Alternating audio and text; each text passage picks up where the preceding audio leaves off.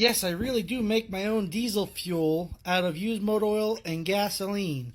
And I'll tell you how I filter it, mix it, and process it.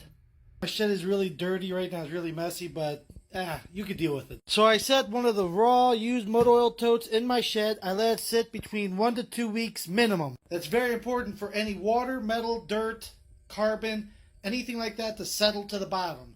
So take that little 12-volt DC pump I told you about in the previous video. On the pickup hose, I have a little piece of steel pipe to weigh it down.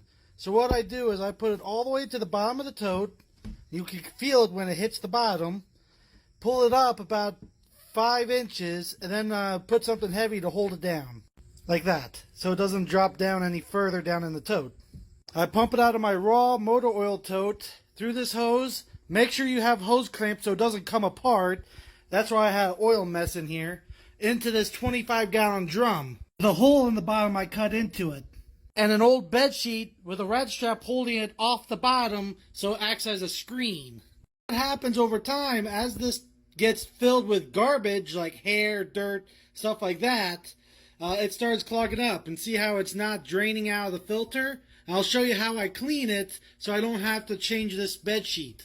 So this shows you how much crap just the bed sheet filters out. It's like grease.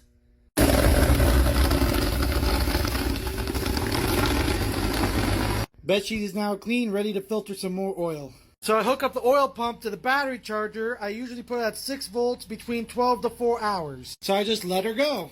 Between each session, the oil is going to get higher and higher and higher because the sheet gets more clogged up with dirt. So when it gets up about halfway, stop running oil, clean it out with a wet dry vac, and then start running the pump again. 6 hours, 4 hours, 2 hours, 1 hour, until this gets clogged up again. So you can see how it's filtering through the bed sheet, out the hole I cut in the bottom of the barrel, into the tote. When the tote is full, let it sit for at least 2 weeks for anything that maybe got through to settle to the bottom, just like the raw motor oil tote.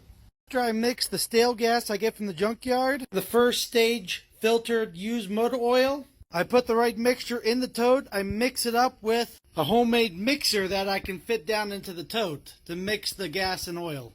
So I use my dipper and I time how long it takes for the fuel to drain through the paint can.